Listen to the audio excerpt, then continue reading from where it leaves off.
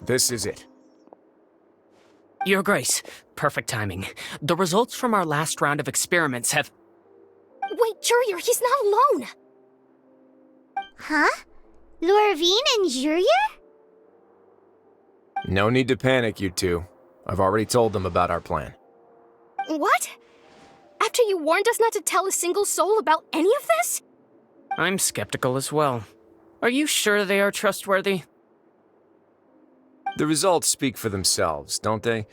These two may already know more than you could ever imagine. All right then, if Your Grace insists.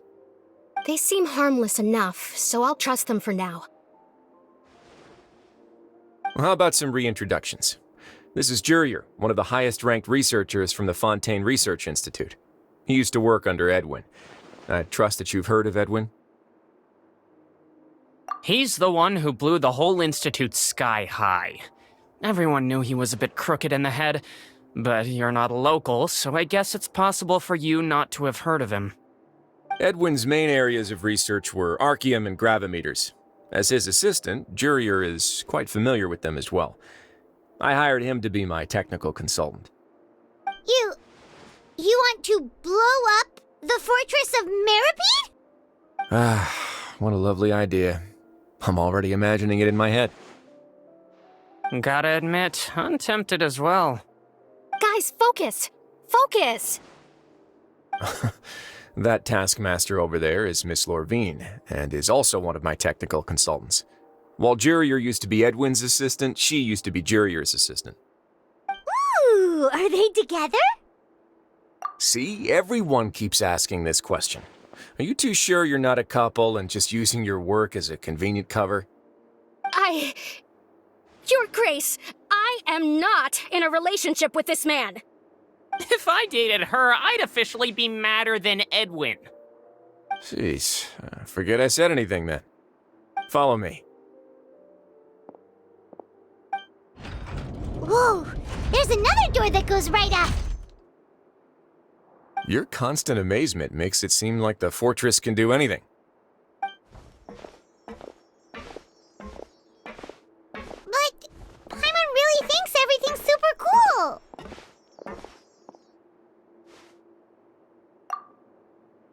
Well, let's spice it up a bit. And here you go. What a huge ship?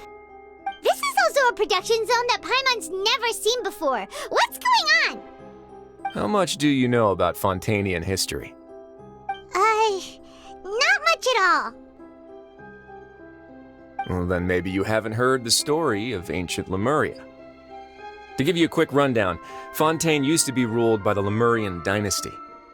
According to legend, the Lemurian king Remus came to this land after being inspired by divine revelation and found the seer Sibila, who had taken on the form of a golden bee. Taking the golden bee with him and riding on a huge ship, the Fortuna, he created his nation above the surging waves. He called his nation Lemuria and used the Fortuna to incessantly search for new tribes and islands, calling on them to join his empire. There's a ship in this story too? Where there's water, there'll be ships. People believe that hope can always be found at the end of a voyage. Do you believe that too? To a point, I think. As you've already seen, I have a whole factory's worth of labor, materials, and technology at my disposal. Certainly can't hurt to give it a try. So the moment I began to speculate that the primordial sea might lie underneath the gate, I also began this project. Were you inspired by the legendary Fortuna? Maybe. Fontainians need something to hold on to cope with the impending disaster. Were the workers to find out the truth behind this ship, riots would destroy the fortress faster than any catastrophe. As the fortress's administrator, I'd never make such a reckless call. All right, that's enough talking for now. I'll need another 3 cups of tea to soothe my throat. Do you have any other questions? Seems like you're good. Come on, I'll take you back. I'll leave you here for now. Oh, thank you so much. No worries. But don't forget, it's up to you whether or not you want to share what you just saw. What you do from here on out will likely affect those three as well.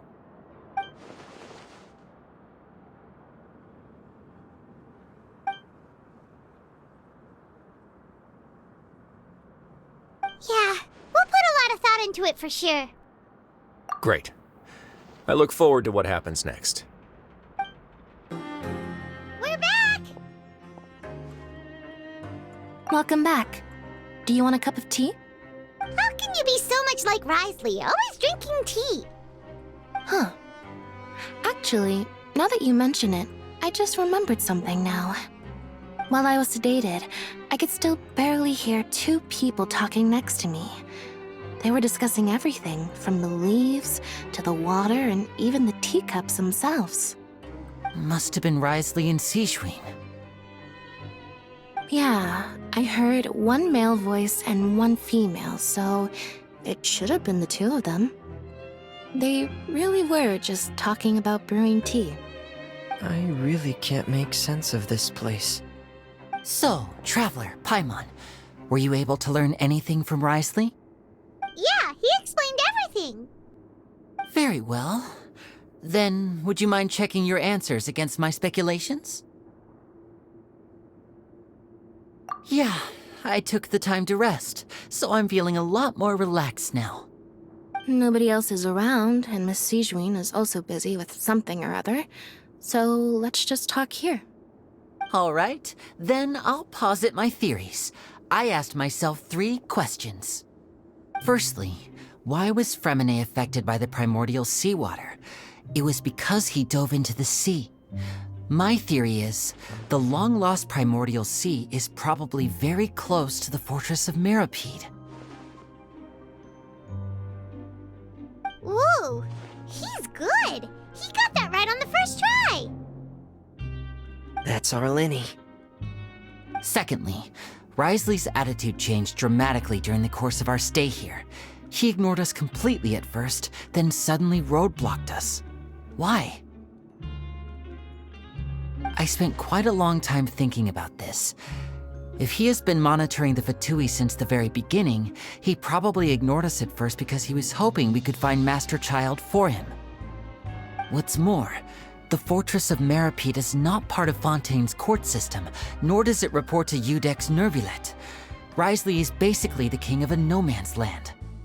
As long as the fortress doesn't do anything about Master Child's disappearance, Father can use it to pressure the Fontaine authorities. And while the two factions are pitted against each other, Risley will be free to move between the parties of interest. If I had to guess, he probably has something that he's working on himself. It's likely related to the secret of the infirmary, but I just can't think of what it could be. You're super smart. Thanks so much. Then finally, there's the last question. If Risley does have a plan, what could it be?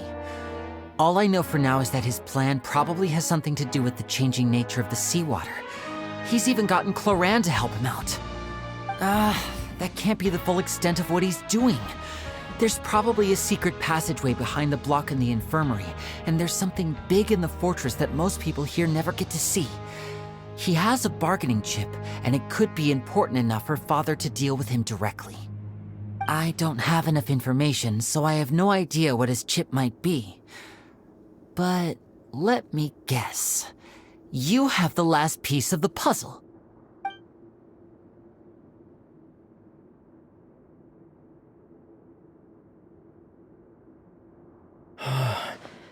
I can't believe it. The sea will engulf everyone, just like the prophecy said. Could Risley have wanted to meet Father to figure out a way to deal with this crisis? If you remember, I once mentioned that Father sees the House of the Hearth as her base of operations, and she truly wants to resolve the crisis. But how could Risley have known that? Or perhaps he didn't know and just wanted to bring Father over to his side, which could be why he said he just wanted to negotiate. Yeah, that makes sense to me. I understand your concerns as well, Traveler. I'll figure out a way to pass this on to our father. No matter what, we're on your side. The two of you have already aided us far too much. We probably wouldn't be standing here right now if not for you. If you ever need anything else going forward, please come to the House of the Hearth at any time. Though you may not share the sentiment, after all that we've gone through together, the three of us basically see you as family now. You have my gratitude. Thank you for protecting Linny when it really mattered. And thank you for sharing the secrets of the fortress with us. We didn't think you were going to do it. Why are you being so formal all of a sudden?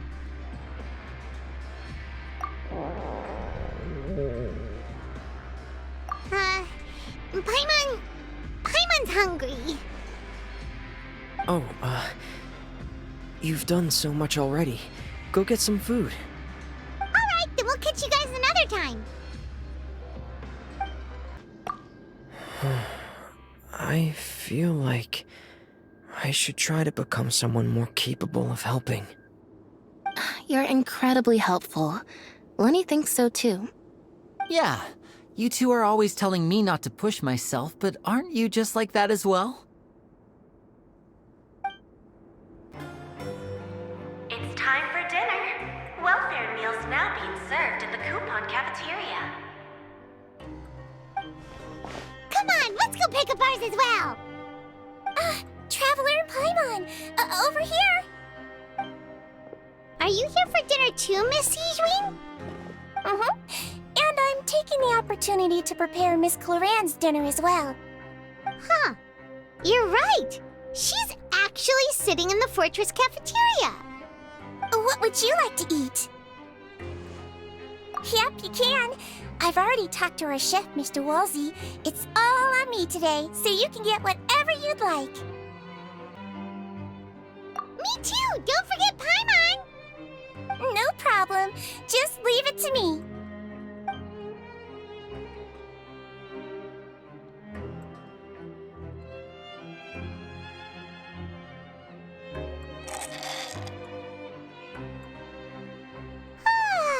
So delicious. Paimon's so happy. Paimon wants to feast like this every day. Feeling full yet? How's the food? Delicious. I'm so glad to see you all so happy. Oh, see, the expression on your face just now? The muscle here just moved, which suggests that you're feeling quite relaxed at the moment. Sijwin, do you do this to help your patients or to better understand human beings? A bit of both, I suppose. I'm a Melazine, which means I'm very different from human beings. I must know what you're thinking if I want to take good care of you. You're really good at taking care of people. Even though you're so short, you still talk and act like an older sister. Really? You're reminded of an older sister? That's great to hear.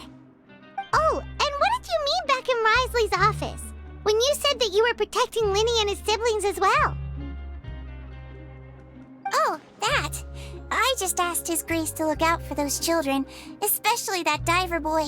I was getting a bit worried after hearing that something was wrong with the water. Thankfully, Clorand is very strong and managed to save him in the nick of time.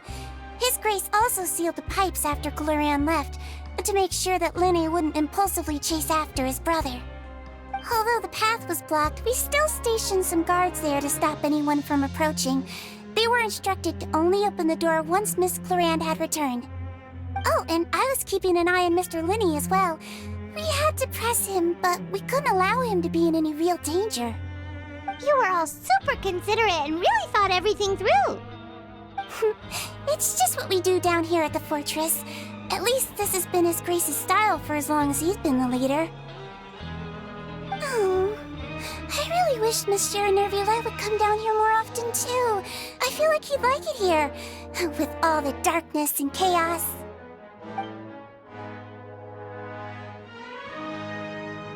Get a good night's rest, you two. You both worked very hard.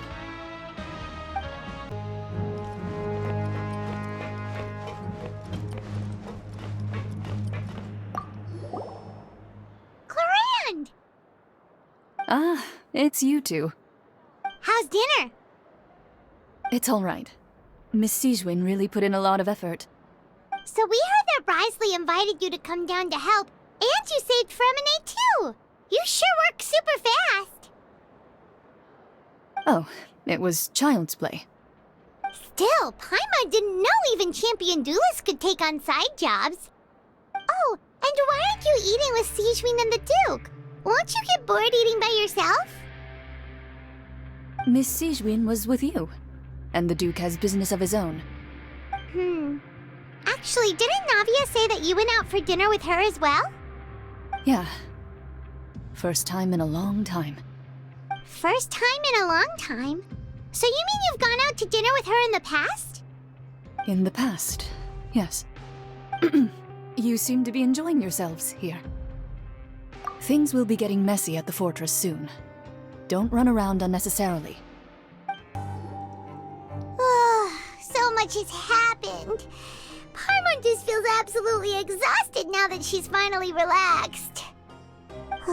Paimon's super sleepy. Are you sleepy too?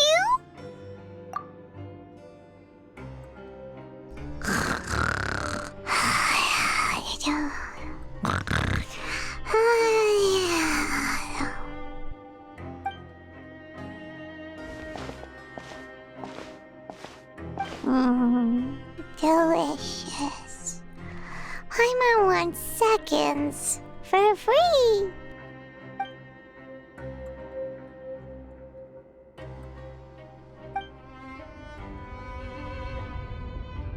Out of my way! Get out of my way!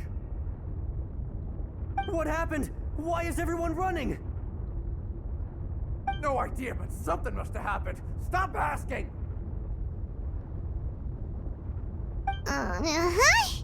Who's yelling? Paimon still wants to sleep.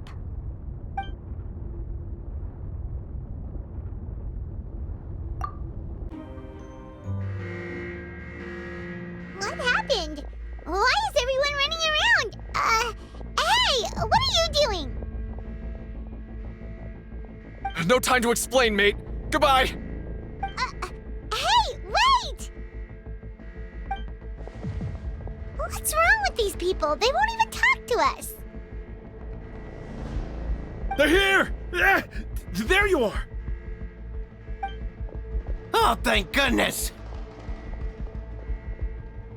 Quisto and Lavaroon, do you know what happened here? We came here especially to inform you.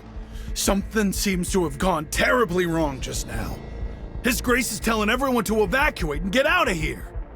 Lavaroon was saying you two are new here and you don't have many friends, so you might slip through the cracks. Haven't you heard all the stories like that? An evacuation is successfully completed, yet you only find out once you do a head count that 1 or 2 people are missing. Wait, weren't you the one who brought that up? Why is it suddenly my idea? Hey, shut up! Okay, whatever. The point is, you should come with us. Yeah, he said to get as far away as possible, upwards and outwards.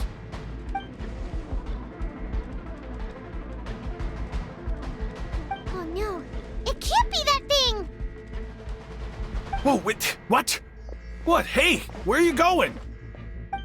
We have to go find the Duke! You two just go and get out! Go on without us! Hey! Be careful! Attention! Please evacuate upwards and outwards, upwards